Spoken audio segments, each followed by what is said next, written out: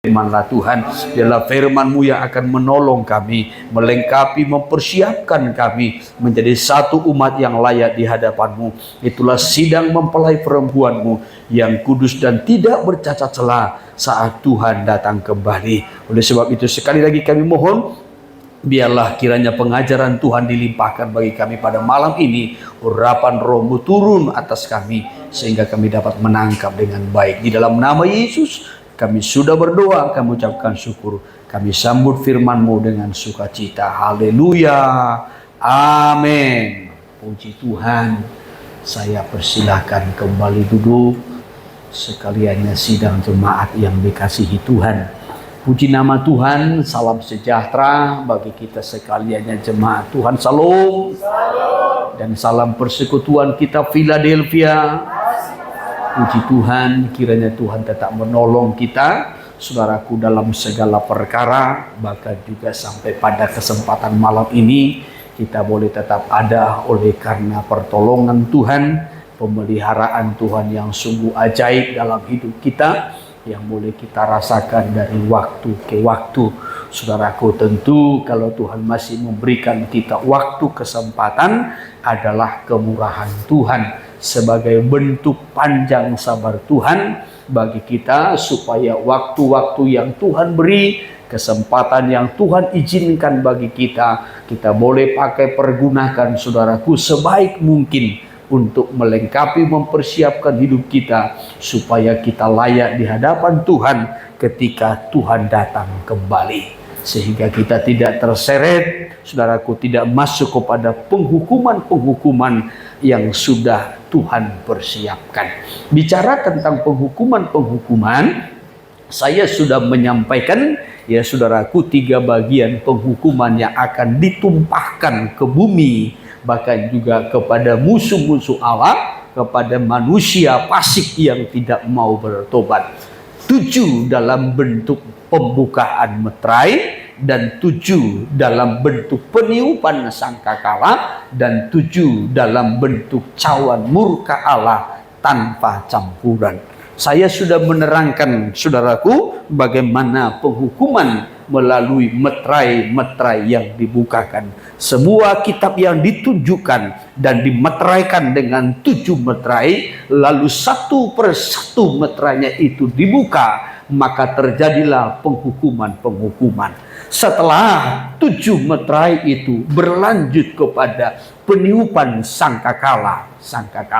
Saya juga sudah menerangkan kalau di dalam perjanjian lama, peniupan sangkakala itu memiliki beberapa makna ataupun tujuan, baik dalam mengumpulkan umat Tuhan, baik dalam pergerakan perjalanan umat Tuhan ketika mereka di padang gurun menuju ke tanah perjanjian. Demikian juga peniupan sangkakala itu ketika peperangan. Ya saudara, sama seperti ketika bangsa Israel mengelilingi tembok Yeriko, ada imam-imam yang meniup sangkakala. Saudara terkasih, peniupan sangkakala ini di mana Tuhan sedang mengadakan peperangan kepada musuhnya. Saudara yang terkasih, inilah yang kita perhatikan dalam kitab Wahyu. Ketika sangkakala ini ditiup, Tuhan sedang berperang kepada musuh-musuhnya. Siapa musuhnya? Iblis, antikristus, dan nabi palsu, serta pengikut-pengikutnya. Ya, Tuhan sedang memeranginya supaya umat Tuhan yang juga mungkin sudah terseret, sudah tersesat, bisa kembali kepada Tuhan. Orang-orang yang tersesat, orang-orang pasti diberikan kesempatan untuk berbalik kepada Tuhan. Ya, tetapi orang-orang yang tetap hidup dalam dosa akan masuk di dalam penghukuman. Saudara yang terkasih, bicara tentang sangkakala, kita juga sudah memperhatikan dimulai dari sangkakala yang pertama, sangkakala yang kedua, sampai kepada sangkakala yang keenam. Tetapi setelah sangkakala yang keenam, dalam Wahyu pasal yang ke-8 sampai kepada Wahyu pasalnya yang ke-9, itu peniupan sangkakala. Seakan-akan ada jeda, yaitu Wahyu pasal 10 dengan Wahyu pasal 11. Wahyu pasal 10 penampilan kitab yang terbuka, sedangkan pasal 11 itu adalah pelayanan 2 saksi Tuhan dan nanti akan berlanjut dengan peniupan sangkakala yang ketujuh. Saya sudah menerangkan pada minggu yang lalu Wahyu pasal 10 ayat 1 sampai kepada ayat yang keempat.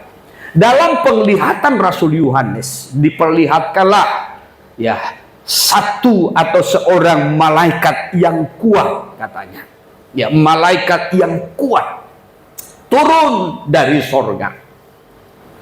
Ya, penampilan daripada malaikat ini dikatakan berselubungkan awan, dan juga di atas kepalanya ada pelangi, dan wajahnya itu bagaikan matahari, serta kakinya bagaikan tiang api.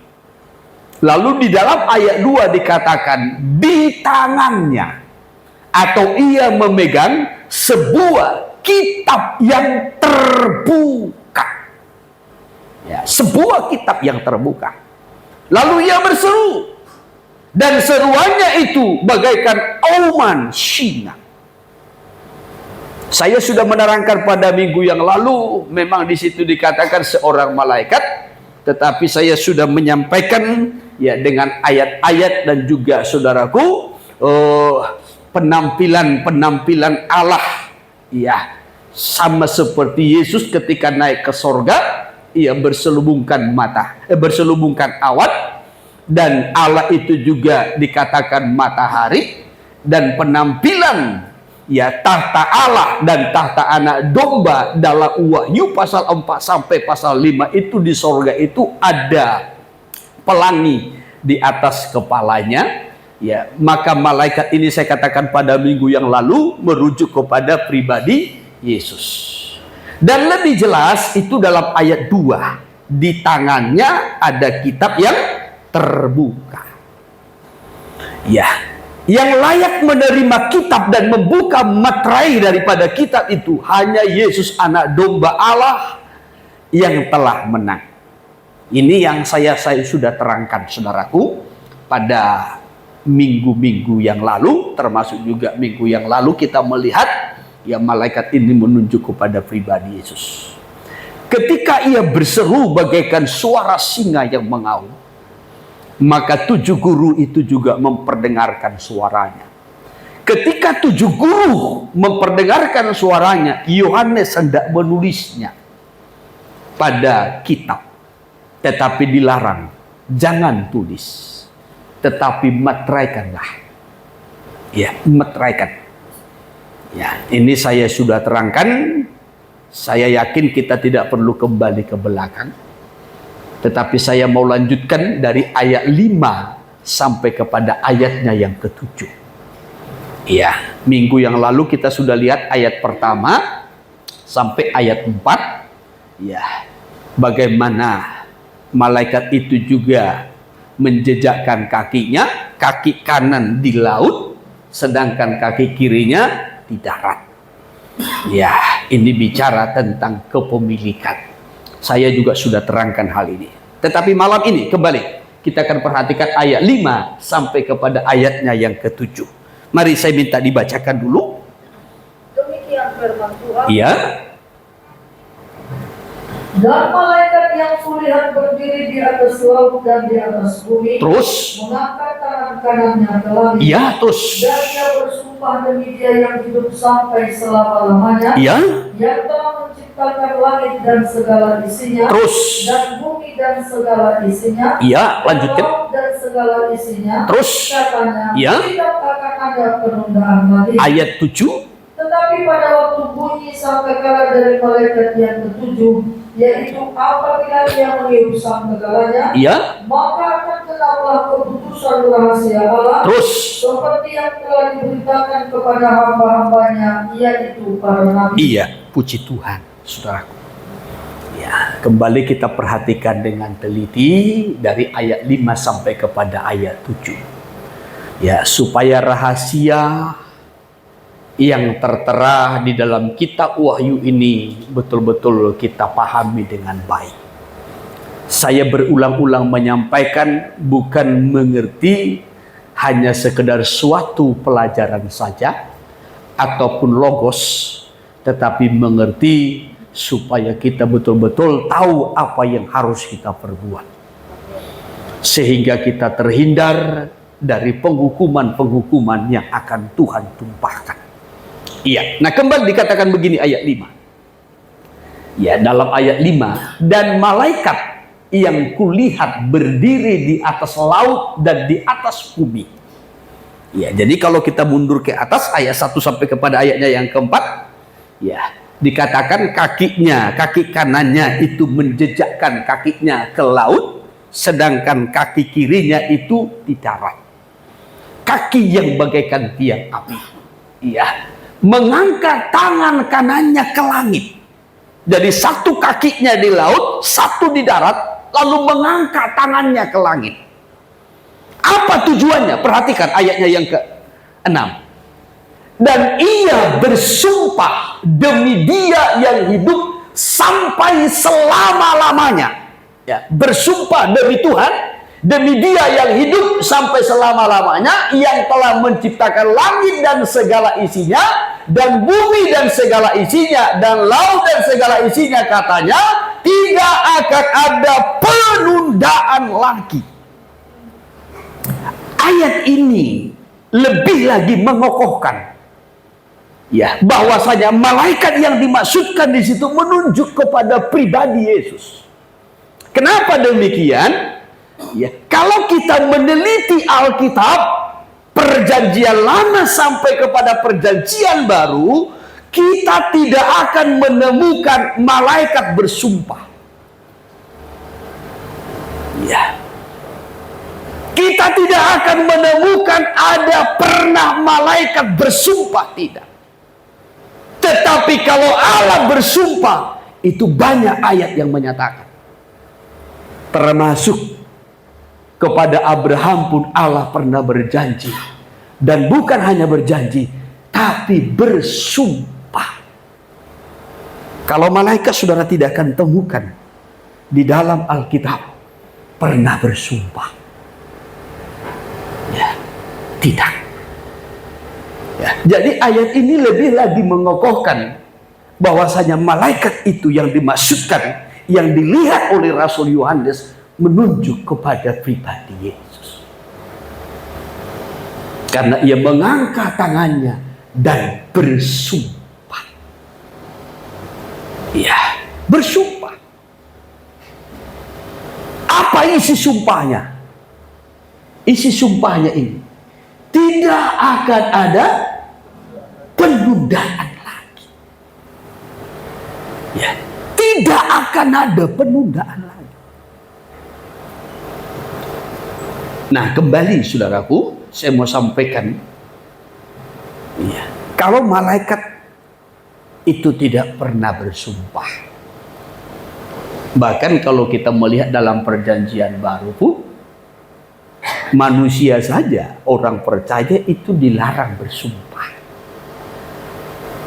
Ya, itu kan dalam Injil Matius pasal 5 itu. Jangan bersumpah demi apapun, baik demi langit dan bumi. Iya. Tetapi kalau Allah bersumpah itu banyak. Kita menemukan ayatnya. Salah satu itu Ibrani pasal 6. Iya, Ibrani pasal 6 ayat 13, Allah bersumpah, ya, mengikat dirinya dengan sumpah kepada Abraham. Ya, dari ayat 13 dulu, ayat 13. Demikian firman Tuhan. Ya. Sebab ketika Allah memberikan janjinya kepada Abraham, Ketika Allah memberikan janjinya kepada Abraham, terus ia bersumpah demi dirinya sendiri. Ia bersumpah demi dirinya sendiri. Ya, kenapa Allah bersumpah demi dirinya? Karena tidak ada yang lebih tinggi dari Allah. Ya, Allah tidak akan mungkin bersumpah demi langit, tidak, karena langit adalah ciptaannya. Ya, tetapi Allah bersumpah demi dirinya sendiri, sebab tidak ada yang lebih tinggi dari Allah. Kalau manusia kadang-kala kan ya di pengadilan atau di mana-mana mau bersumpah demi Tuhan katanya. Ini sumpahnya ini untuk lebih meyakinkan, lebih mengokohkan apa yang dia katakan itu sebagai suatu kebenaran. Ya, maka manusia tidak pernah bersumpah demi dirinya. Tidak. Ya, manusia biasanya bersumpah demi Tuhan, kata, walaupun dalam kitab Injil hal itu dilarang, karena perkataan manusia itu tidak bisa dipegang. Ya, saudaraku, yang walaupun manusia kadang bersumpah, ya, tetapi manusia kadang-kala melanggar sumpahnya itu, janji itu. Ya, tetapi Allah bersumpah demi dirinya sendiri, karena tidak ada orang yang lebih tinggi daripadanya. Tidak ada orang yang lebih tinggi dari Allah. Kita lompat dulu ayatnya yang ke-16. Ayat 16. Sebab manusia bersumpah demi orang yang lebih tinggi, Iya. dan sumpah itu menjadi suatu pengokohan baginya, Terus. yang mengakhiri segala bantahan. Ya, manusia bersumpah demi orang yang lebih tinggi.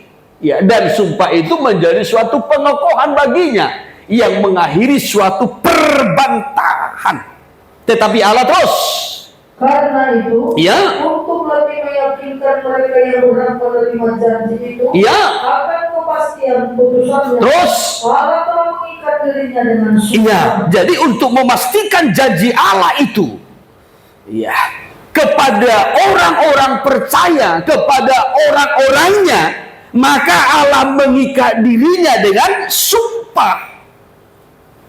Kenapa? Demi dirinya sendiri. Karena tidak ada yang lebih tinggi dari Allah. Saya ikuti terjemahan firman Allah yang hidup. Ya, dari terjemahan firman Allah yang hidup, ya, supaya kita lebih mengerti, memahami, ya, tentang sumpah Allah atau janji Allah ini. Ayat 16, apabila Demikian, ya, apabila seseorang bersumpah, terus dia mengambil seseorang yang lebih tinggi sebagai saksi. ya, seseorang yang bersumpah dia ambil orang yang lebih tinggi darinya sebagai saksi. Ya, maka seringkali manusia kan bersumpah ya demi Tuhan, kata. Ya, demi Allah. Ya. Nah, jadi bukan demi dirinya, bukan. Demi orang yang lebih tinggi. Ya. Artinya begini, kalau aku melanggar sumpahku, janjiku, biarlah orang yang lebih tinggi itu menghukum aku. Kira-kira begitu. Ya, coba terus. Yang dapat memaksanya menepati janji, Iya. atau menghukumnya apabila janji itu tidak ditepati. Iya, terus. Sumpah itu menghentikan Iya. segala perbantahan. Nah, jadi itu tujuannya. Kenapa manusia itu bersumpah? Iya, kepada ataupun saudara demi orang yang lebih tinggi daripadanya,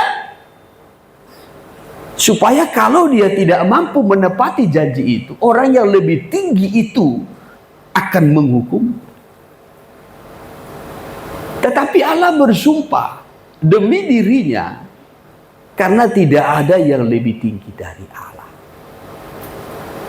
Ya, ini dulu kita pahami dulu, ya, bahwasanya di dalam Alkitab kita tidak akan menemukan ada malaikat yang bersumpah. Tetapi Allah bersumpah itu banyak. Salah satu contoh, Allah bersumpah bukan hanya berjanji saja kepada Abraham, tetapi dia mengikat dirinya dengan sumpah sebagai pengokohan, sebagai suatu kepastian. Ya, sebagai suatu kepastian, ya. Coba kembali kita perhatikan dalam terjemahan sekarang. Dalam terjemahan sekarang. Ayat 17. Ya. Karena itu untuk lebih meyakinkan mereka yang berhak menerima janji itu. Untuk lebih meyakinkan mereka yang berhak menerima janji itu, ya. Akan kepastian putusannya. Akan kepastian keputusannya. Jadi sumpah itu, ya, menyatakan suatu kepastian. Ingat, ya, sumpah itu menyatakan suatu kepastian. Nah, perhatikan. Kalau tadi dalam Wahyu pasal yang ke-10, malaikat yang menjejakkan kaki kanannya di laut dan kaki kirinya di darat mengangkat tangannya dan bersumpah demi Dia yang menciptakan langit dan bumi, laut dan segala isinya, dan juga darat. Apa isi sumpahnya? Tidak akan ada penundaan lagi. Sumpah itu menyatakan suatu kepastian. Kepastian tentang apa? Tentang waktu penghukuman Tuhan. Tidak akan ada penundaan lagi. Ya, kepastian akan penghukuman Allah. Tidak ada penundaan lagi. Berbeda dengan ketika meterai yang ke-6 dibuka sebelum meterai yang ke-7. Ya, sebelum meterai yang ke-7 ada Wahyu pasal 7. Ya. Dalam Wahyu pasal 7 dikatakan, jangan dulu dibuka meterai yang ke-7 sebelum kami memeteraikan hamba-hamba Allah. Jadi masih ada kesempatan untuk dimeteraikan sebagai milik kepunyaan Tuhan. Masih ada kesempatan dimeteraikan untuk mengalami penebusan. Masih ada kesempatan dimeteraikan supaya beroleh keselamatan. Tetapi setelah sangkakala yang ke-6 ditiup, sebelum sangkakala yang ke-7, ada sumpah yang diperdengarkan.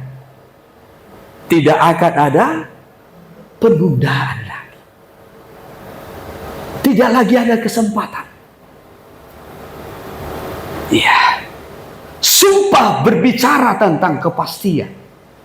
Kepastian tentang apa? Waktu penghukuman Tuhan tidak akan ada penundaan lagi.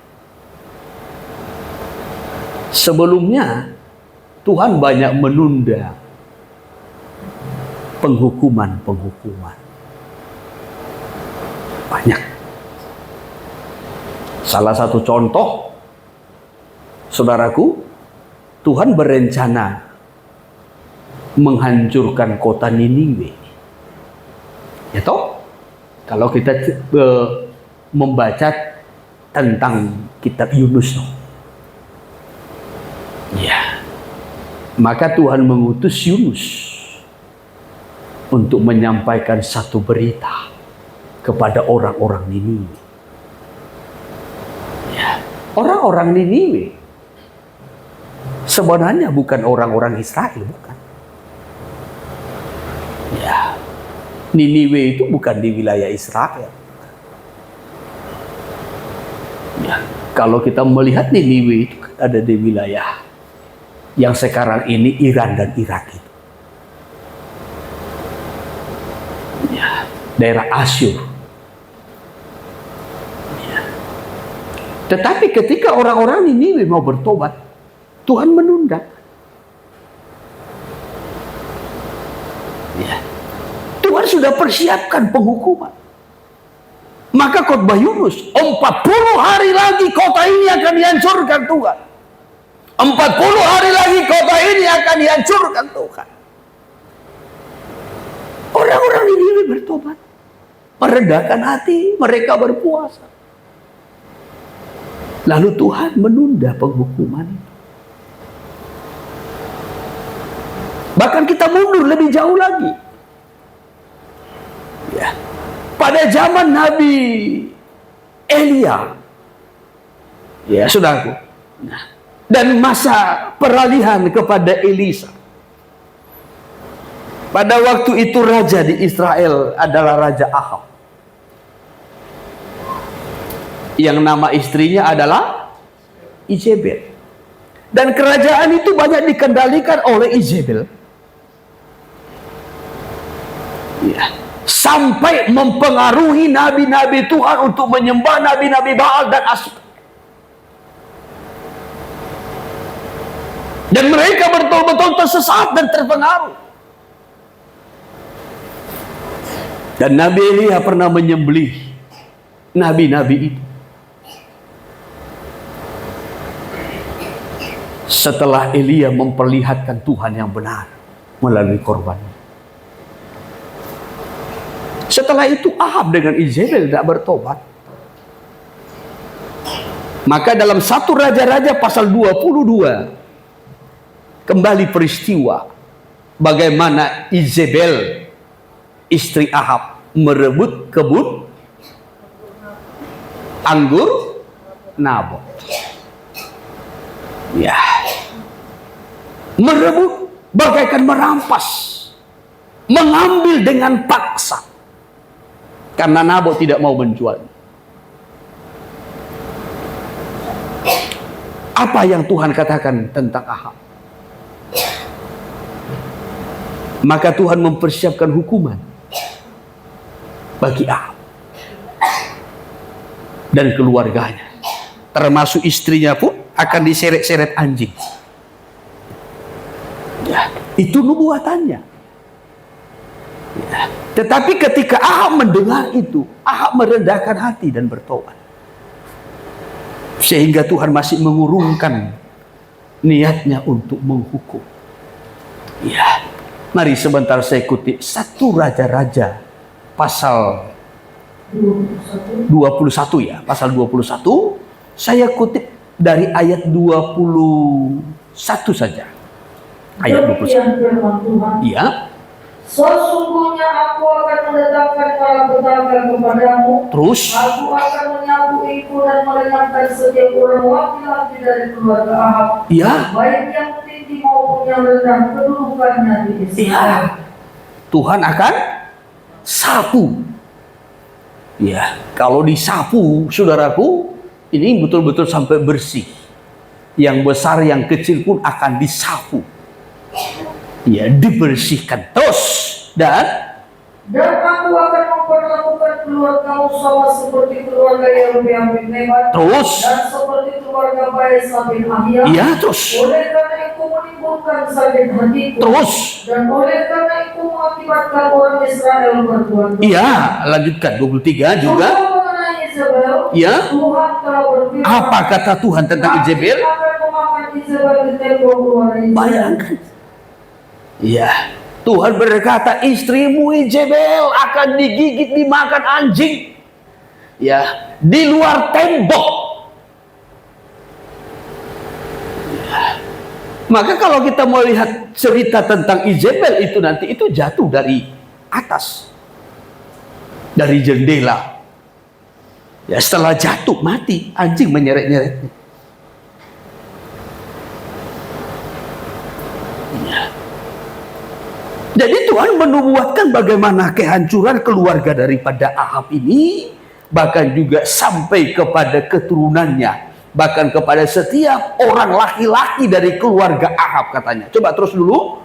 Siapa dari keluarga Ahab yang mati di kota Terus. akan dimakan anjing. Iya, terus. Dan yang mati di padang akan dimakan burung di udara. Iya, bayangkan tidak akan ada yang luput. Sesungguhnya tidak pernah ada orang seperti Ahab terus yang memperbudak diri dengan melakukan apa yang jahat di mata Tuhan. Iya, terus. Karena ia telah dibujuk oleh Izebel istri. Iya, bayangkan. Ya, sampai Tuhan katakan Ahab itu adalah orang yang memperbudak dirinya sendiri. Ya, memperhamba dirinya dengan dosa. Bahkan hidupnya dikendalikan oleh istrinya Izebel. Ya, terus 26. Bahkan ia telah berlaku sangat keji. Terus dengan mengikuti berhala-berhala terus. Seperti yang dilakukan oleh orang Amori. Iya. Yang telah dihalau Tuhan dari depan orang Israel. Iya. Namun perhatikan ayat 27-nya. Ya, segera sesudah Ahab mendengar perkataan itu. Iya, terus. Ia mengoyakkan pakaiannya. Terus. Mengenakan kain kapung pada tubuhnya dan berpuasa bahkan yang tidur dengan memakai kain kapung. Iya, terus. Dan berjalan dengan langkah. Iya, bayangkan.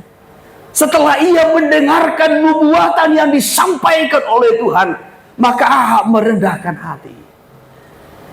Ia mengenakan kain kabung, ia berpuasa, ia merendahkan diri. Ya. Maka apa yang Tuhan lakukan? Terus lalu datanglah firman Tuhan kepada Elia orang Tisbe itu, Terus sudah, sudahkah kau lihat Ya. bahwa aku memandangkan diri di ya, hadapanmu? Tuhan berkata kepada Elia, Elia, sudahkah engkau lihat Ahab sudah merendahkan diri di hadapanku? Sehingga terus, Oleh karena ia telah merendahkan diri di hadapanku, maka terus, maka aku tidak akan mendatangkan malapetaka dalam zaman. maka aku tidak akan mendatangkan malapetaka itu pada zamannya. Ya, Tuhan tunda. Ya. Tetapi kepada generasi berikutnya terus, Barulah dalam zaman anaknya, Ya.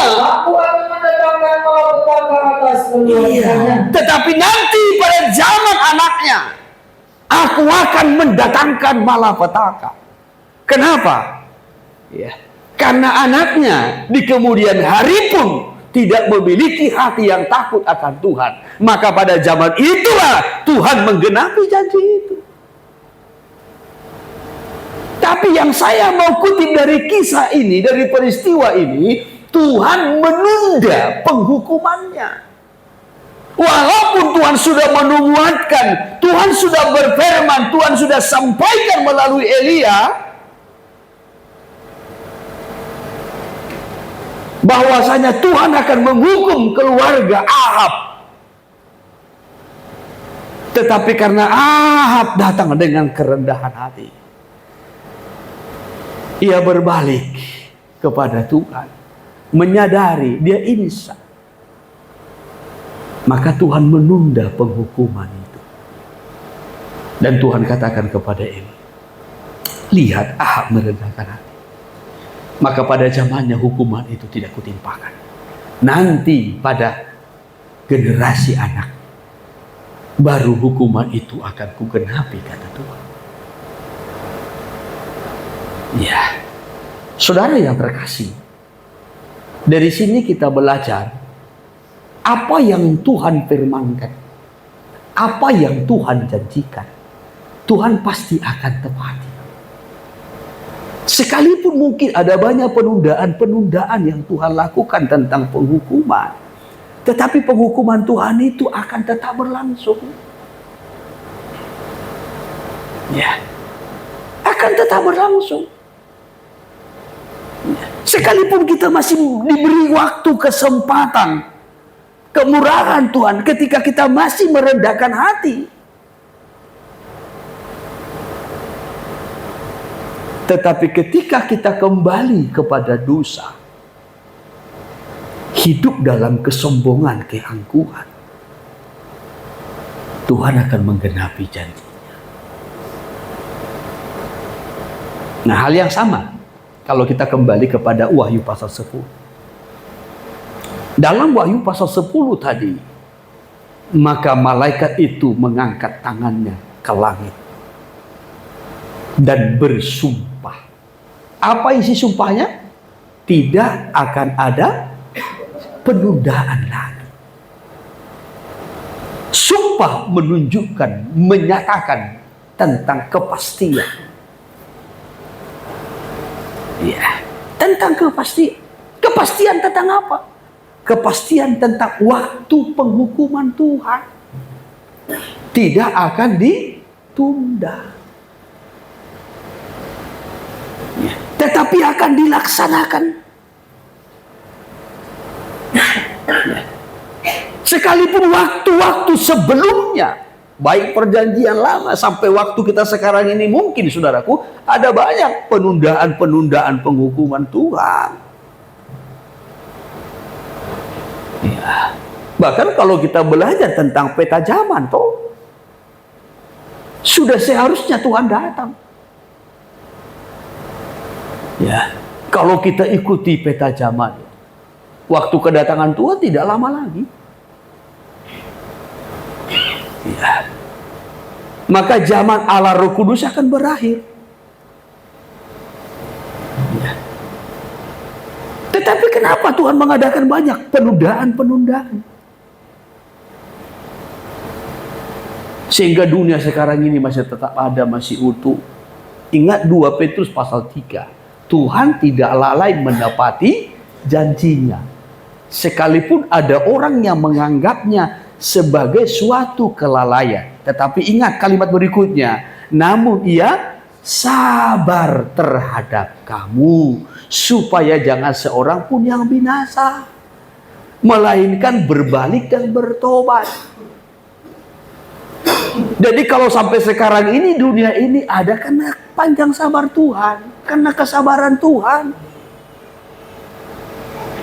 Ya, ayat 9. Demikian 2 Petrus 3 ayat 9. Ya.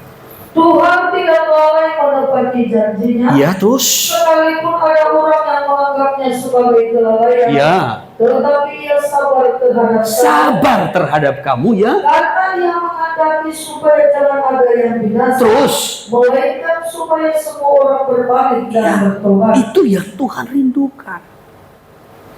Ya. Jadi kalau sampai hari ini masih ada, karena panjang sabar Tuhan. Ya. Kenapa kita belum binasa? Karena panjang sabar Tuhan. Langit masih ada, bumi ini masih ada, karena panjang sabar Tuhan. Lihat itu ayat 4 dengan ayat 5. Naik dulu, naik. Demikian kata mereka, ya. Di manakah janji tentang kedatangannya itu? Terus. Sebab sejak bapa-bapa leluhur kita meninggal, ya. Segala sesuatu tetap seperti semua. Ya, terus. Pada waktu dunia diciptakan. Ya, terus. Mereka sengaja tidak mau tahu. Mereka sengaja tidak mau tahu, ya. Bahwa oleh firman Allah, langit telah ada sejak dahulu. Ya. Dan juga bumi yang berasal dari air dan oleh air. Terus. Dan bahwa oleh air itu. Iya, terus. Bumi yang dahulu telah binasa dimusnahkan oleh air bah. Iya, terus. Tetapi oleh firman itu juga perhatikan. langit dan bumi yang sekarang terpelihara. Oleh firman itu juga langit dan bumi yang sekarang terpelihara dari api dan disimpan untuk hari penghakiman dan kebinasaan orang-orang fasik. Ya. Jadi kalau langit dan bumi ini masih tetap ada karena panjang sabar Tuhan. Bukan berarti Tuhan itu lalai menepati janjinya, tidak. Ya, apa yang Tuhan firmankan itu pasti digenapi. Ya, bukan hanya soal janji berkat, bukan hanya soal janji keselamatan, bukan hanya soal janji kesembuhan, janji pemulihan tidak, tetapi juga janji tentang penghukuman.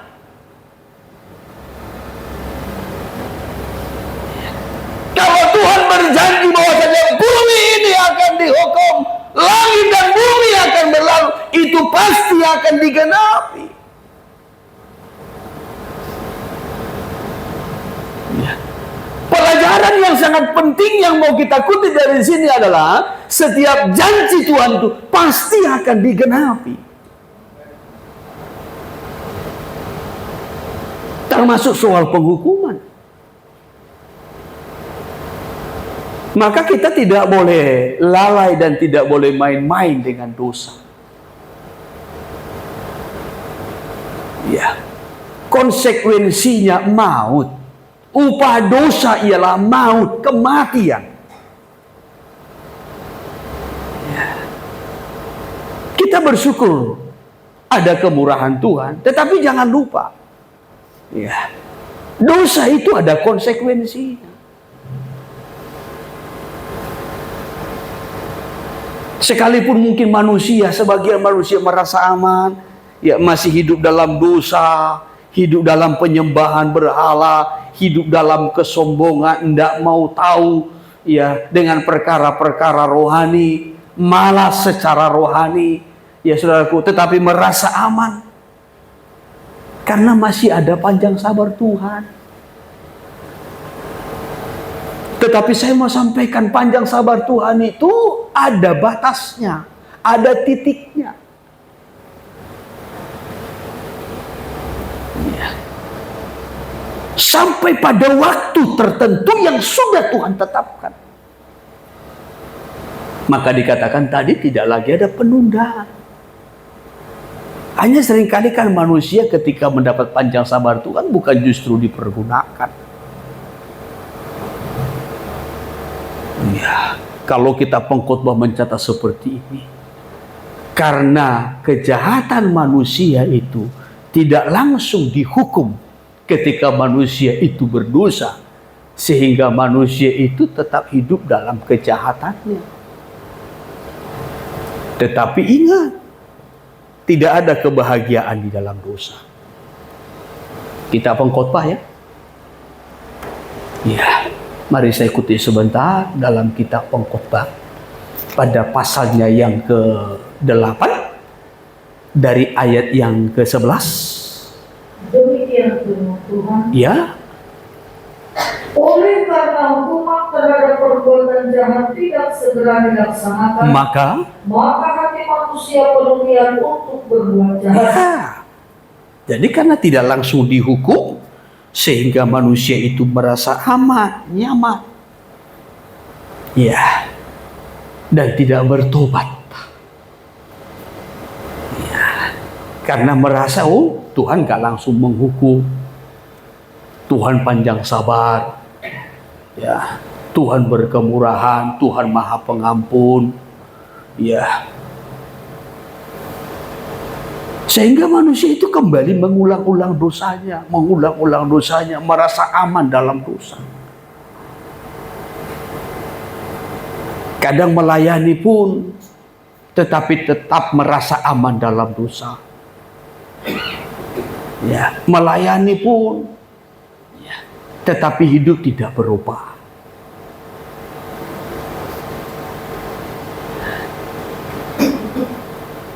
Jadi sebenarnya Tuhan memberikan panjang sabar supaya kita mempergunakan waktu-waktu yang Tuhan beri. Ya. Dan di dalam dosa katanya tidak ada kebahagiaan.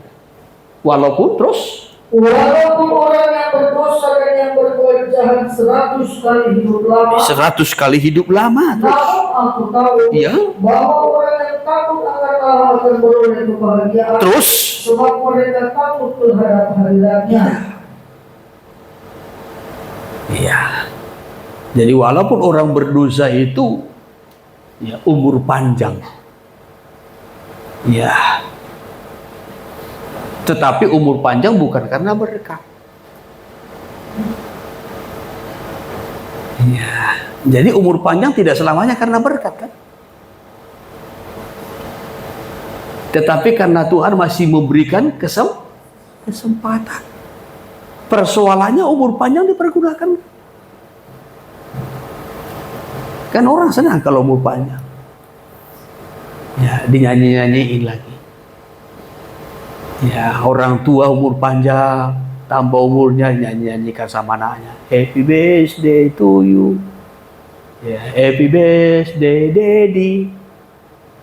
Ya, happy birthday mama. Ya, nanti bercucu. Ya, happy birthday opung. Ya, dan seterusnya. Senang. Ya. Tapi ingat, tidak selamanya karena berkat hidup rohani sehingga umur panjang, tidak.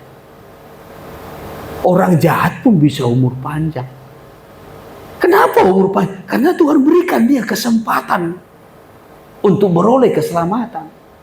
Tetapi kalau tidak dipergunakan kesempatan itu sampai kepada titik tertentu yang sudah Tuhan tetapkan, tidak akan ada penundaan penghukuman lagi. Penghukuman akan digenapi. Ya. Namun dari sini kita juga menarik satu pelajaran. Dalam dosa tidak ada kebahagiaan. Orang yang hidup dalam dosa, hidup dalam kejahatan, menyembunyikan dosa, tidak ada kebahagiaan. Orang yang berbahagia itu orang yang memiliki hati yang takut akan Tuhan. Takut terhadap hadirat Allah yang kudus. Itu orang yang berbahagia. Orang yang hidup dalam dosa, hidupnya tidak akan tenang. Iya, ini kalau kita baca sampai ayat selanjutnya, ya, kembali diingatkan bahwasanya orang yang hidup dalam dosa tidak akan ada kebahagiaan. Hanya orang yang memiliki hati yang takut akan Tuhan,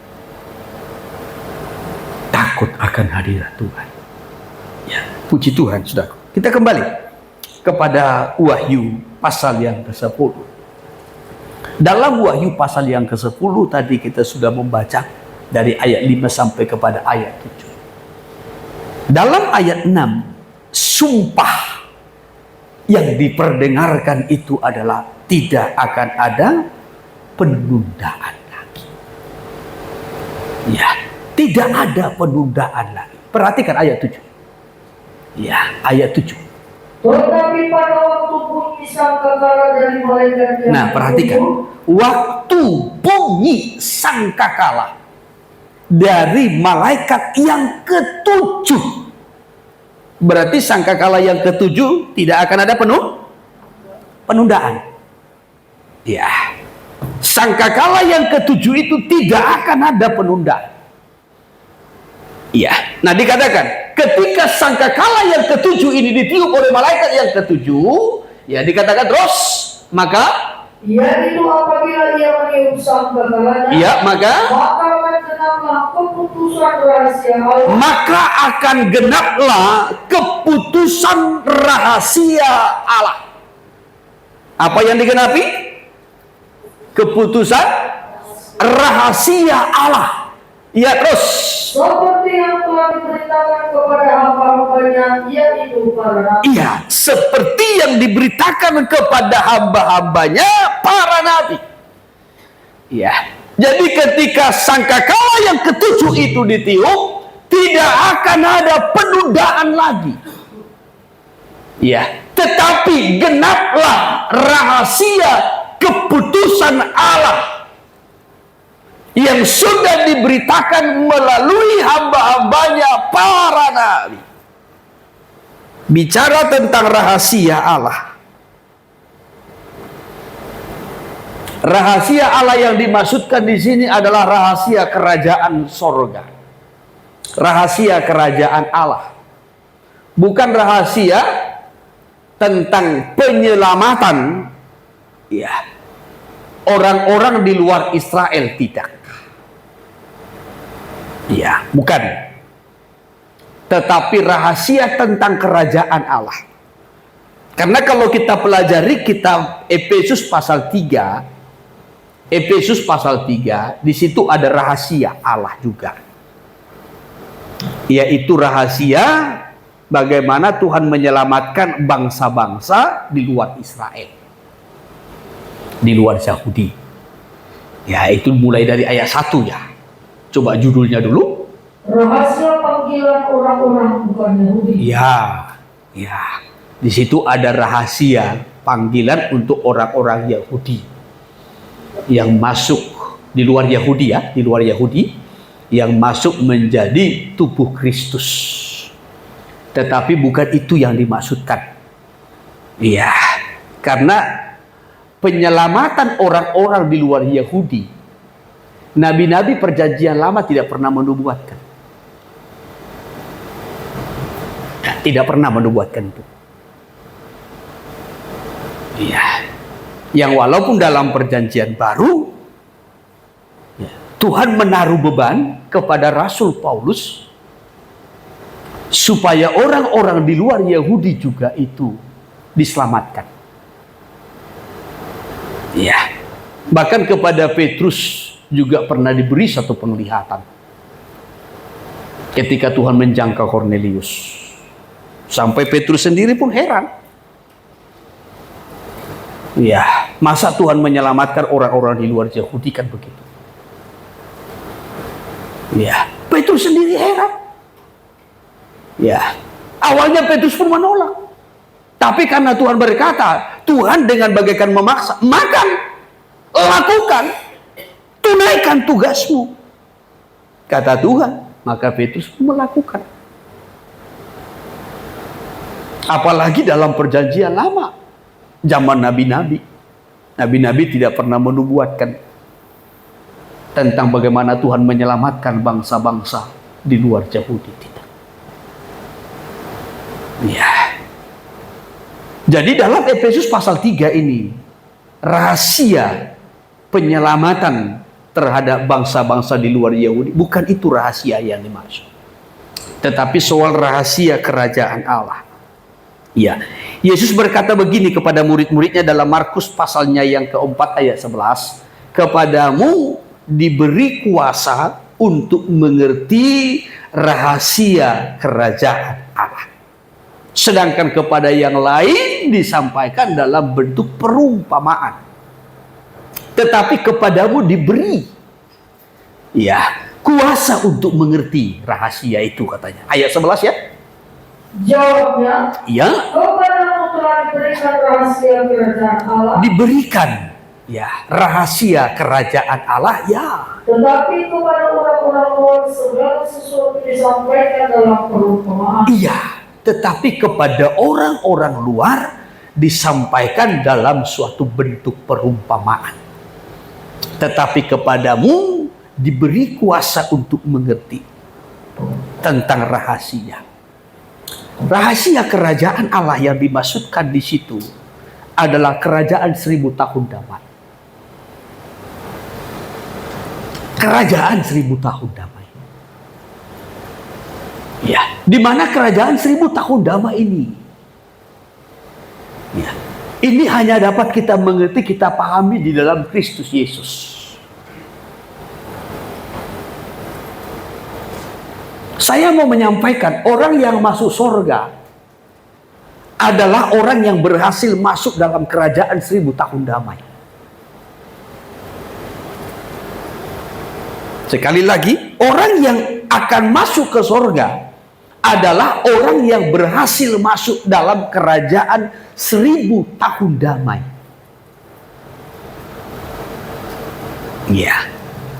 Hanya banyak orang tidak mengerti soal kerajaan 1000 tahun damai ini. Taunya hanya surga. Kan begitu. Dalam Yesus surga.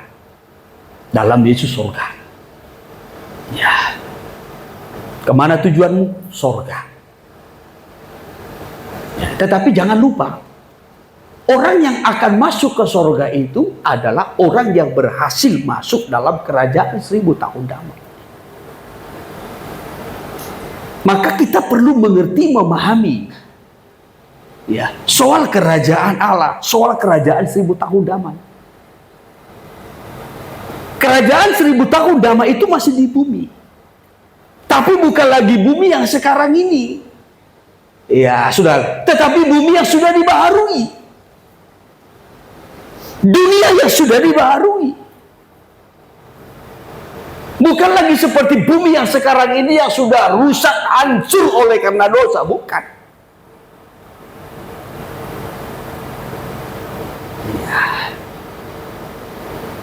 Tetapi sudah mengalami pembaharuan. Sama seperti dalam Kejadian pasal 1. Kejadian pasal 1 kan kita membaca ayat 1 dan ayat 2. Sama-sama kita ucapkan liturginya. 2, 3.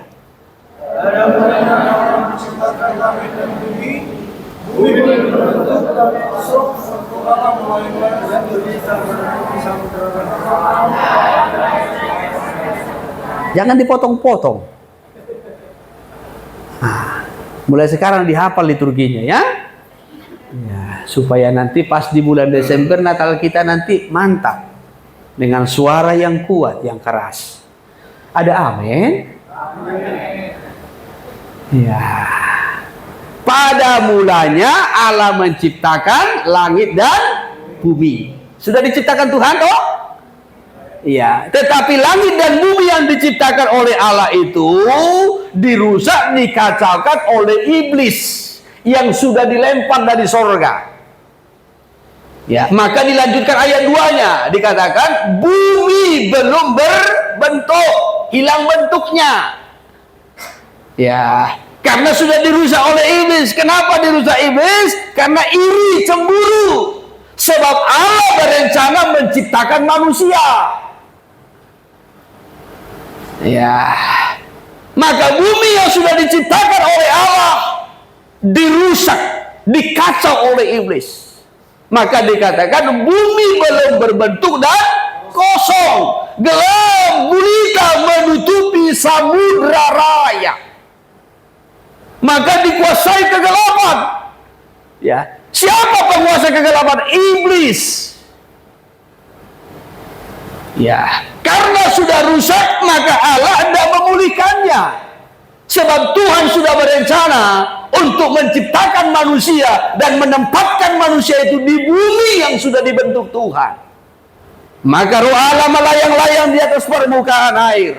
Lalu berfirmanlah Tuhan, jadilah terang, maka terang itu jadi. Itulah hari pertama. Ya, jadi Tuhan sudah menciptakan langit dan bumi sebelumnya. Tetapi langit dan bumi itu dirusak oleh setan, iblis. Maka Tuhan pulihkan.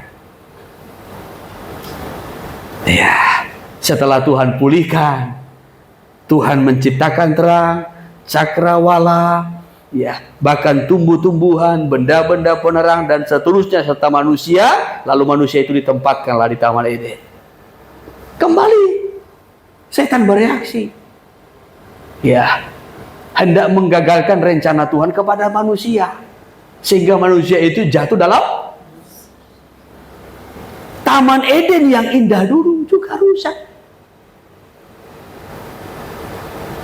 Ya, rusak. Taman Eden yang dulu itu di mana? Sudah hancur. Tepatnya posisinya di mana? Kalau kita ikuti cerita Kejadian pasal 2, di Taman Eden itu ada 4 sungai.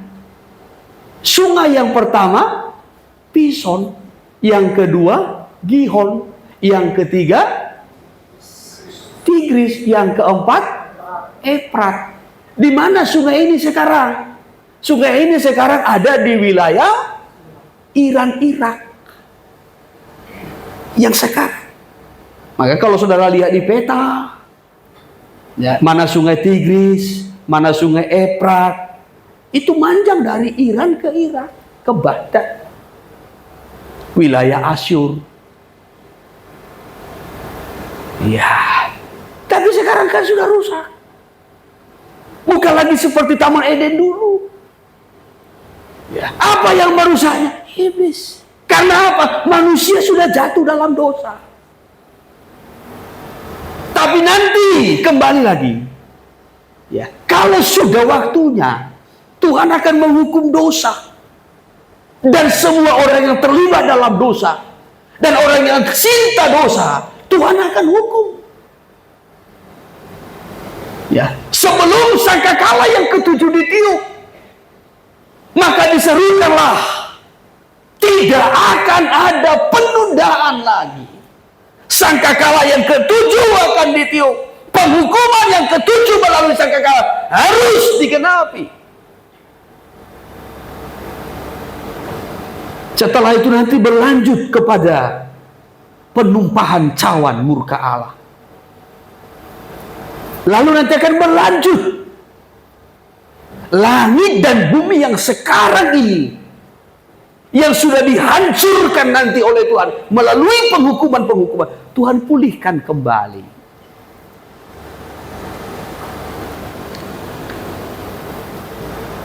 Maka orang-orangnya yang percaya, yang bertahan sampai kepada kesudahannya akan dibawa masuk ke sana. Tuhan akan menegakkan kerajaannya, mendirikan kerajaannya di bumi itu selama 1000 tahun. Dosa tidak lagi ada. Setan sudah dimasukkan ke jurang maut, diikat selama 1000 tahun. Jadi tidak lagi nanti ada alasan bagi manusia berkata, setan, ya, membuat aku jatuh dalam dosa, setan mengganggu. Tidak lagi. Kita hidup seperti malaikat. Dan dikatakan kita akan memerintah bersama dengan Tuhan dalam kerajaan 1000 tahun itu selama 1000 tahun. Dan di situ tidak ada lagi orang yang umurnya pendek. Semua akan mencapai 1000 tahun. Dan orang yang masuk dalam kerajaan 1000 tahun itulah nanti yang akan masuk ke sorga.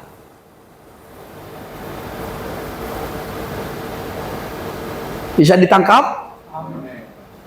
Iya. Atau boleh dipersiapkan peta zaman. Iya. Supaya kita betul-betul mengerti, ya, saudaraku, ya. Jadi orang yang masuk surga itu adalah orang yang berhasil masuk dalam kerajaan 1000 tahun damai. Nanti gereja Tuhan diangkat. Yang digambarkan dalam Wahyu pasal 12 seperti seorang perempuan yang berselubungkan matahari berpijak pada bulan dan bermahkotakan 12 bintang di atas kepalanya. Ini menggambarkan gereja yang sempurna. Ya, jemaat yang sempurna yang akan diangkat, ya, sebagai buah sulung. Sedangkan Israel itu disebutkan sebagai anak sulung. Ya. Saya sudah terangkan pada pertemuan-pertemuan kita sebelumnya. Setelah diangkat, nanti akan masuk kepada kerajaan Antikristus di bumi ini 3,5 tahun. Dunia ini akan dikuasai oleh Antikristus selama 3,5 tahun. Baru Tuhan akan datang mengadakan peperangan. Itu nanti yang disebutkan dengan perang Armageddon. Itu nanti dalam Wahyu pasal 16. Kita belum sampai ke sana. Setelah zaman Antikristus, ya, lalu dunia ini akan dibersihkan, disucikan. Kalau dalam kitab Daniel itu sangat jelas. Ya, saya kutip sebentar kitab Daniel pasal terakhir. Pasal terakhir. Ya, berbahagialah katanya. Coba. Dari ayat 10 dulu. Daniel 12 ayat 10. Demikian, Iya. banyak orang akan disucikan dan dimurnikan dan diuji. Iya. Tetapi orang-orang fasik akan berlaku fasik. Iya. Tidak seorang pun dari orang fasik itu akan memahaminya. Terus. Tetapi orang-orang bijaksana akan memahaminya. Iya, perhatikan ayat 11. Sejak dihentikan korban sehari-hari. Sejak dihentikannya korban sehari-hari. Ini kan zaman Antikristus. Tidak lagi ada ibadah dan pelayanan. Ya, 3,5 tahun. Berapa bulan? 3,5 tahun berapa bulan? 42 bulan. Berapa hari? Berapa hari? 300? Siksa. Tuhan tolonglah. Ya, 42 bulan kali 30.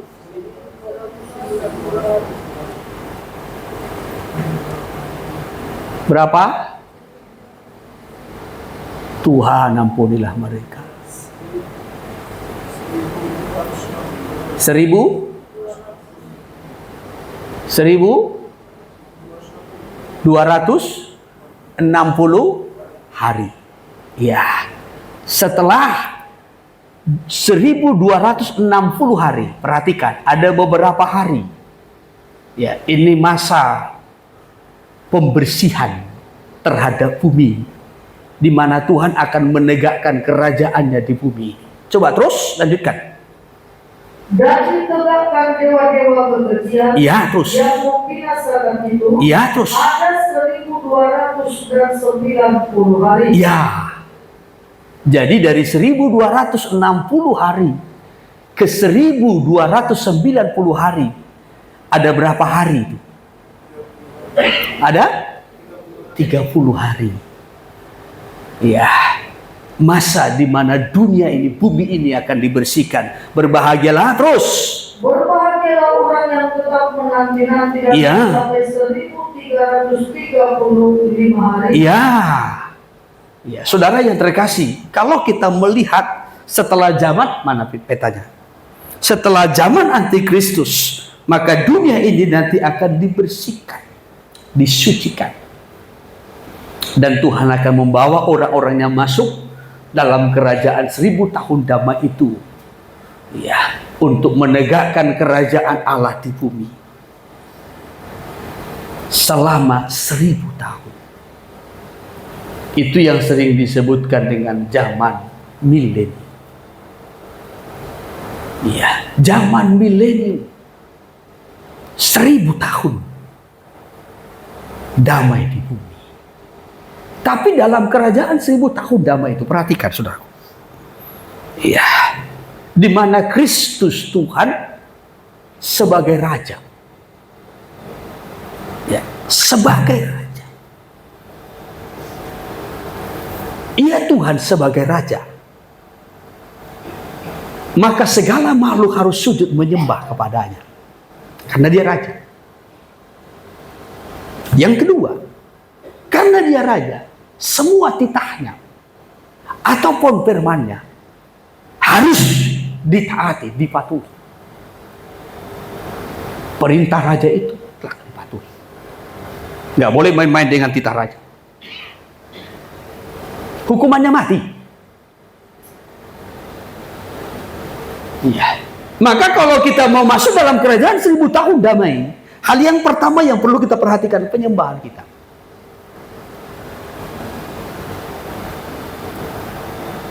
Baru yang kedua, ketaatan kita, ketundukan kita terhadap titah Allah, terhadap firman Allah. Ya. Orang kan kadang-kala gampang saja merasa, ya masuk surga. Kemana kerinduan? Surga. Ya. Rahasia kerajaan surga itu.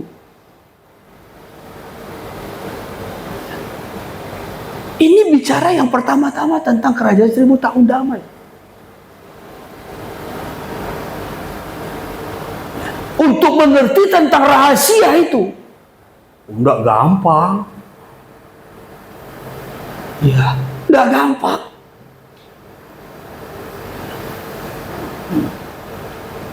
Kadang-kala orang menganggap enteng dengan rahasia, ya, menganggap bahwasanya ya masuk surga dengan begitu mudah, dengan begitu gampang. Jangankan masuk surga, saudara masuk ke Amerika saja pun udah gampang.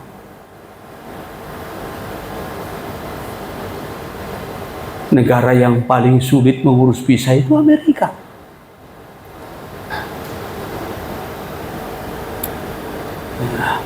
Nggak percaya nanti coba aja. Jangankan Amerika, ke Australia ya orang susah. Ya. Saya bukan mau mempersulit masuk surga, tidak. Ya, saya mau mengajarkan, mau menyampaikan, jangan anggap enteng dengan surga.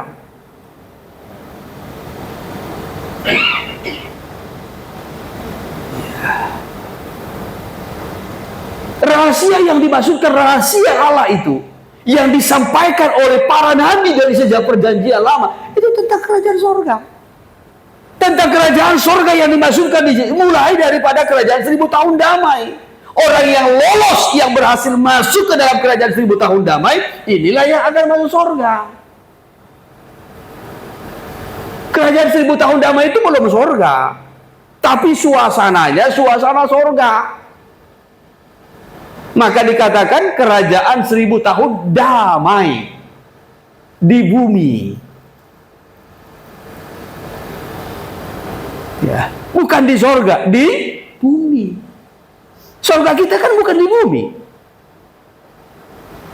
dan bukan di telapak kaki ibu.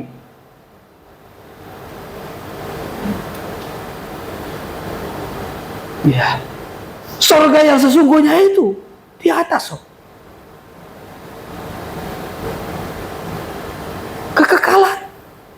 Kan ini sangat jelas kitab Wahyu ini. Wahyu pasal 20, kerajaan 1000 tahun damai.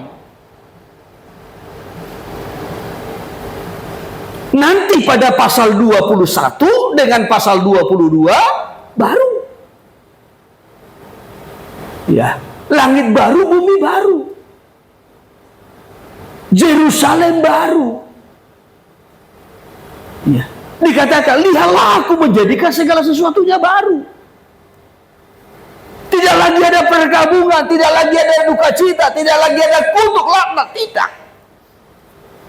Tapi sebelum Wahyu 21 dan 22, Wahyu pasal 20 dulu. Saya kutip judul-judulnya saja dulu. Ayat 1. Wahyu 20. Iya. Kerajaan 1000 tahun. Iya, kerajaan 1000 tahun. Itu ayat 1 sampai kepada ayat 6. Lalu ayat 7. Iblis dihukum. Iblis dihukum. Setelah kerajaan 1000 tahun damai itu berakhir, ya, maka iblis yang dikurung di jurang maut dilepas sedikit waktu. Ayat 7 dulu. Dan setelah masa 1000 tahun itu berakhir, iya, iblis akan dilepaskan dari penjara. iya, iblis dilepas dari penjaranya terus. Dan dia akan pergi menyesatkan bangsa-bangsa pada keempat penjuru, Iya, terus. yaitu Gog dan Magog, Iya. dan mengumpulkan mereka untuk berperang. Iya. Dan jumlah mereka sama dengan banyaknya pasir di laut. Iya, ini perang Gog dan Magog. Ya, kalau dalam Wahyu 16 itu perang Armageddon. Ini perang Gog dan Magog. Ya, di mana iblis akan masih berusaha untuk menyesatkan, ya saudaraku, dan mengumpulkan pasukannya untuk mengadakan perlawanan dengan Allah. Ya, bahkan terus. Maka naiklah mereka ke seluruh dataran bumi, Iya. lalu mengepung perkemahan tentara orang-orang kudus Terus. dan kota yang dikasihi itu. Iya, terus. Tetapi dari langit turunlah api Menghanguskan mereka dan iblis yang menyesatkan mereka iya, dilemparkan ke dalam lautan api dan mereka. barulah iblis dilemparkan ke dalam lautan api. Ya, kalau tadinya, saudaraku, sebelum kerajaan 1000 tahun damai, iblis itu diikat, dirantai, dikurung. Di mana? Di Hades. Terjemahan lama dikatakan lubang tanpa alas, jurang maut. Ya, tetapi setelah kerajaan 1000 tahun damai, nah ini, setelah kerajaan 1000 tahun damai ini, nanti iblis dilepas ketika waktu. Ya, lalu iblis masih berusaha melawan Allah, tetapi Allah nanti akan melemparkannya ke dalam lautan api. Baru masuklah kepada penghakiman. Ayat 11 sampai kepada ayat 15, hukuman yang terakhir ataupun penghakiman. Ya, maka dibangkitkanlah semua orang-orang yang mati di luar Tuhan. Lalu mereka dihakimi, ya, menurut perbuatannya. Dibukalah kitab kehidupan, apakah namanya ditemukan? Nama yang tidak ditemukan namanya dilemparkan ke dalam lautan api. Mereka dihakimi sesuai dengan apa yang tertulis dalam kitab-kitab itu. Baru pasal 21, langit yang baru dan bumi yang baru. Ayatnya yang ke-9, Yerusalem yang baru. Sampai kepada pasal yang ke-22. Ya, itu sudah masuk kepada kekekalan. Sorga mulia. Ya, jadi yang masuk ke sorga itu adalah orang-orang yang berhasil masuk dalam kerajaan 1000 tahun damai. Ya, jadi nabi-nabi dalam perjanjian lama itu banyak bernubuat tentang kerajaan ini. Ya, kapan itu terjadi? Kapan itu masanya? Di mana itu? Ya, hal itu diperlihatkan kepada Daniel. Daniel tidak mengerti. Ya, oleh sebab itulah maka Daniel berdoa, bergumul, berpuasa untuk mengerti tentang rahasia itu. Ya, dan perhatikan saudaraku, iblis ataupun setan selalu berusaha menutupi supaya manusia tidak mengerti rahasia itu. Ya, tidak memahami. Ya. Jadi kadangkala manusia itu pun dibiarkan setia, tapi tidak mengerti. Saudara bayangkan, Daniel orang percaya toh? Daniel orang setia toh? tetapi tidak mengerti, tidak memahami. Syukur Daniel punya kerinduan. Ya, maka Daniel bergumul, dia berdoa, dia berpuasa, dia meminta kepada Tuhan untuk mengerti tentang rahasia itu. Daniel pasal 10 saya ikuti. Demikian ayat 11 dimulai. Iya. Katanya kepadaku, Iya. Daniel, engkau orang yang dikasihi. Iya, terus. Camkanlah firman yang kukatakan kepadamu. Terus. Dan berdirilah pada kakimu. Iya. Sebab sekarang aku diutus kepadamu. Iya. Ketika hal ini dikatakan kepadaku, berdirilah aku dengan gemetar. Iya, terus. Lalu katanya kepadaku, janganlah takut Daniel. Iya. Sebab telah didengarkan perkataanmu. Sejak hari pertama engkau berdiam untuk mendapat pengertian. Terus. Dan untuk merendahkan dirimu di hadapan Allahmu. Iya. Dan aku datang oleh karena perkataanmu itu. Iya, aku datang oleh karena perkataanmu itu, kata malaikat ini. Ya, hendak memberitahukan rahasia itu. Terus. Pemimpin kerajaan orang Persia berdiri 21 hari lamanya menentang aku. Bayangkan, pemimpin kerajaan Persia. Siapa ini? Kalau kita melihat dalam kitab Yesaya maupun juga kitab Yesekiel menunjuk kepada iblis. Pemimpin negeri Persia, Babel, itu menunjuk kepada iblis. Ya, termasuk juga Tirus. Ya, itu menunjuk kepada iblis. Ya, dikatakan di sini pemimpin kerajaan orang Persia berdiri 21 hari lamanya menentang aku. Berapa minggu itu? 3 minggu, bayangkan. Daniel berdoa 3 minggu, puasa 3 minggu. Hanya untuk mengerti rahasia ini. Terus, tetapi kemudian Mikael, salah seorang dari pemimpin terkemuka, ya, datang menolong aku. Dan aku meninggalkan dia di sana berhadapan dengan raja-raja orang. Lalu aku datang untuk membuat engkau mengerti apa yang akan terjadi pada bangsamu pada hari-hari yang terakhir. Sebab penglihatan ini juga mengenai hari-hari itu. Perhatikan, saudara. Ketika Daniel berdoa dan sampai ia berpuasa untuk mengerti tentang rahasia itu, maka Tuhan mengutus Gabriel, pembawa pesan, untuk menyampaikan rahasia itu kepada Daniel. Tetapi ketika Gabriel datang, pemimpin negeri Persia, setan itu menghalangi. Menghalangi. Maka turunlah Mikael, malaikat perang, penolong. Maka inilah yang berhadapan dengan iblis. Lalu Gabriel turun kepada Daniel, menyampaikan rahasia. Engkau yang dikasih, aku diutus untuk menyampaikan rahasia. Yang saya mau sampaikan, saudaraku, untuk mengerti rahasia itu tidak mudah. Tidak mudah. Tapi dengan pergumulan. Rahasia itu ada di dalam Kristus. Dan Kristus akan mengungkapkan, menyatakan itu kepada orang-orang yang mengasihi, kepada orang-orang yang dicintainya, kepada hamba-hambanya yang kudus, kepada hamba-hambanya yang rendah hati. Tadi Yesus katakan dalam Markus pasal 4 kepadamu rahasia itu dinyatakan, sedangkan kepada yang lain dengan perumpamaan. Ini kepada orang-orang kecil, kepada orang yang rendah hati. Tuhan singkapkan, Tuhan nyatakan rahasia itu.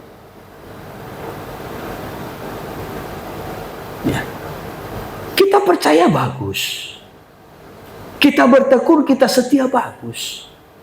Tetapi kalau rahasia itu tidak disingkapkan, tidak dibukakan bagi kita, kita tidak akan mengenal Tuhan dengan benar. Rasa kagum, rasa syukur kita nggak bertumbuh, nggak meningkat. Tetapi ketika rahasia itu semakin dibukakan, semakin dibukakan, kita mengerti.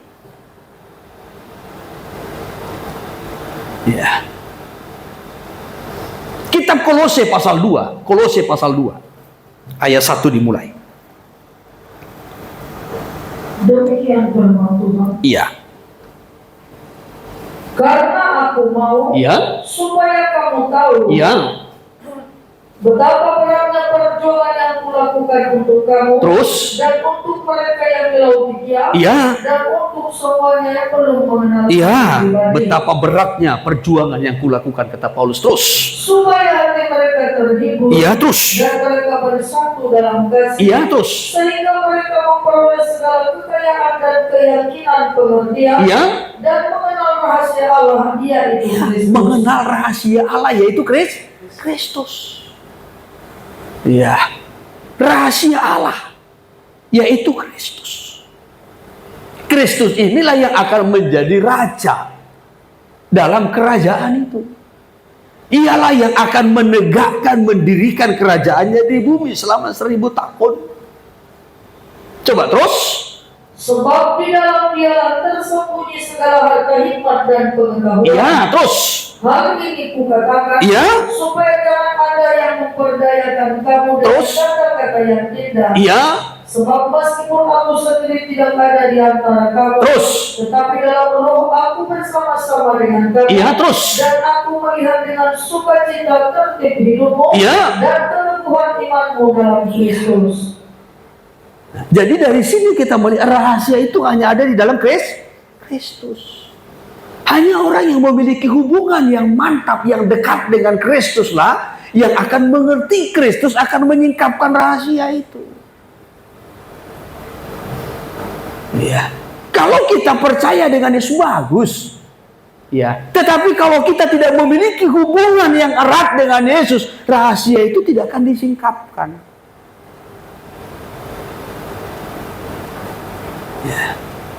Kita boleh percaya dengan seseorang, kita bisa kenal dengan seseorang, saudaraku. Tetapi kalau kita tidak memiliki hubungan yang baik dengan seseorang, kita tidak akan bisa mengerti rahasianya.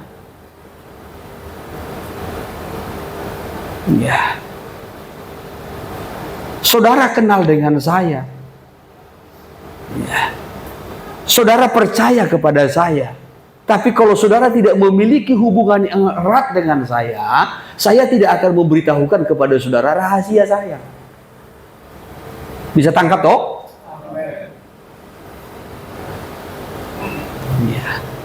Jadi banyak orang percaya kepada Yesus, tetapi Yesus tidak mempercayakan dirinya kepadanya.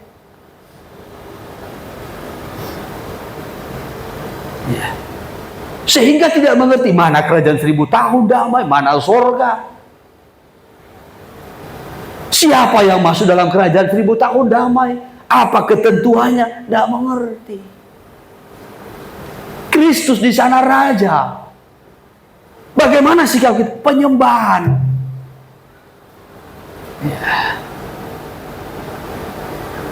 Dan juga ketundukan, ketaatan. Waktu tidak lama lagi. Wahyu pasal 10 tadi mengingatkan kita, kalau sangkakala yang ke-7 sudah ditiup, tidak akan ada penundaan lagi. Tidak ada penundaan. Waktu penghukuman tidak akan ditunda, tapi akan digenapi. Dan juga itu tidak terlepas dari doa orang-orang kudus. Pada pasal-pasal sebelumnya kita melihat pada pasal yang ke-6 Pada pasal yang ke-6, orang-orang saleh yang mengalami martir, mereka berseru kepada Allah. Kapan lagi ya Tuhan Engkau membalaskan darah kami? Kapan lagi ya Tuhan Engkau membalaskan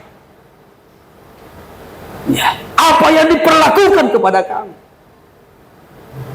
Tuhan memberikan jawaban, sampai genap. Sampai genap jumlah. Jadi kalau pada pasal 10 dikatakan tidak akan ada lagi penundaan, berarti doa orang-orang kudus, orang-orang saleh itu digenapi. Haleluya. Ya, digenapi. Ya, saudara yang terkasih, ya, penggenapan bukan hanya soal penghukuman, tetapi doa orang-orang kudus juga akan digenapi oleh Tuhan pada waktu yang Tuhan sudah tentukan. Kiranya Roh Kudus menolong kita untuk mengerti. Tuhan memberkati kita. Haleluya. Mari kita bersyukur kepada Tuhan.